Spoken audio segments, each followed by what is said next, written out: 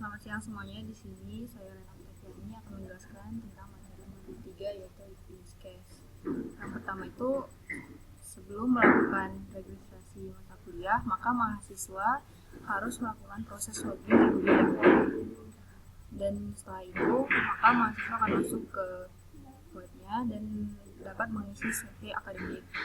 Di sini ada include karena sebelum melakukan survei maka harus melakukan login.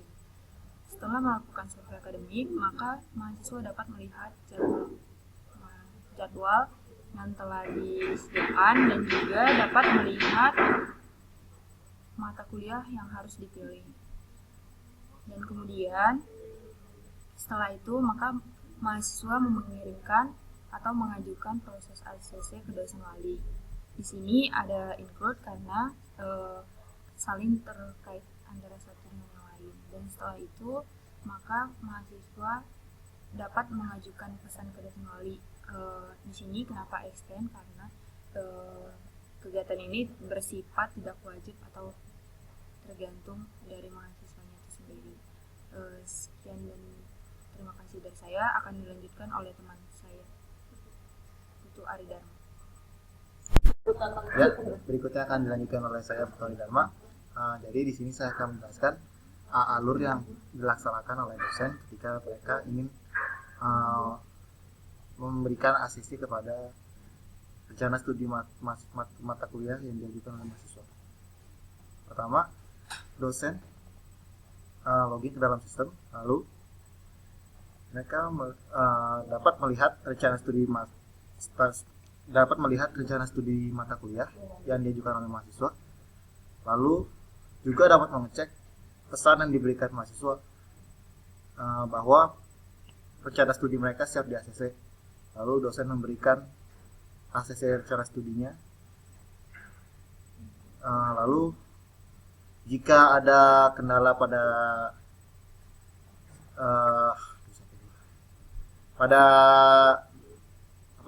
ACC rencana studi mahasiswa, maka mahasiswa akan mengajukan permohonan untuk meriset mata kuliah. Lalu dosen dapat melakukan riset mata kuliah tersebut. Tapi riset mata kuliah bersifat opsional sehingga dia prosesnya adalah extend. Jadi 3 proses utama yang dapat dilakukan oleh dosen adalah melihat rencana studi mata kuliah, kemudian melihat pesan yang diberikan oleh mahasiswa, kemudian melakukan asisten rencana studi. Setelah dosen melakukan asisten terhadap rencana studinya, mahasiswa akan kembali login ke dalam server. Setelah dia login ke dalam server, mahasiswa berikutnya akan melakukan proses cetak KSM. Sehingga proses cetak KSM ini merupakan proses yang terpisah dari rangkaian proses registrasi yang mengajukan mata kuliah ke dosen.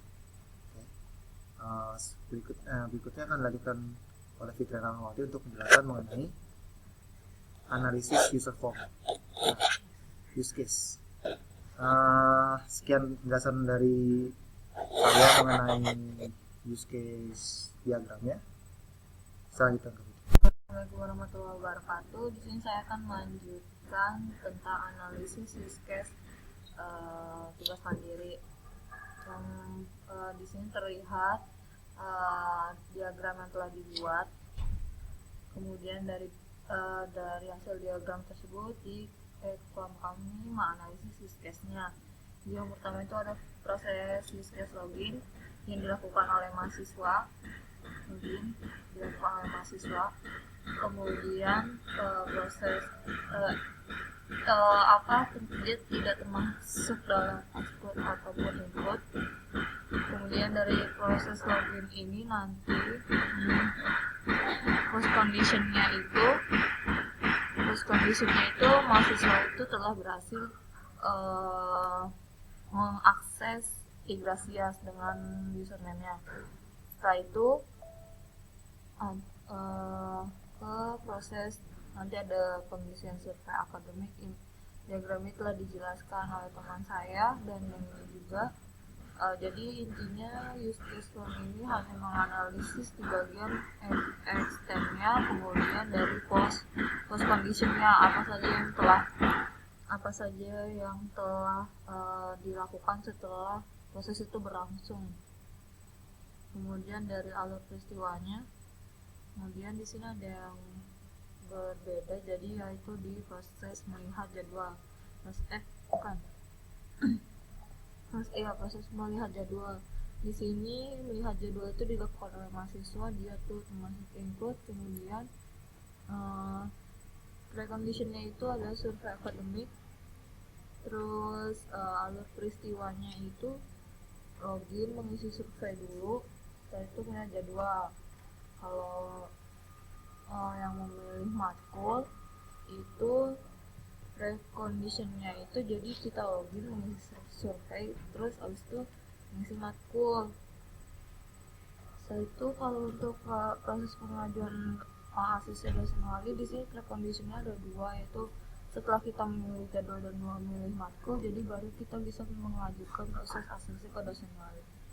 Itu saja yang membedakan dari mahasiswa. Sedangkan kalau use case untuk dosen, kalau dosen itu karena semua proses yang dilakukan dosen itu merupakan tidak ada extend ataupun ikut, jadi semua kegiatan yang dilakukan oleh dosen itu tidak ada keterkaitan dari proses satu ke proses lainnya.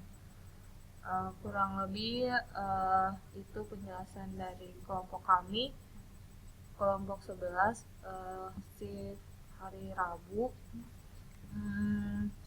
Shift 6, jika ada salah-salah kata mohon maaf. Assalamualaikum warahmatullahi wabarakatuh.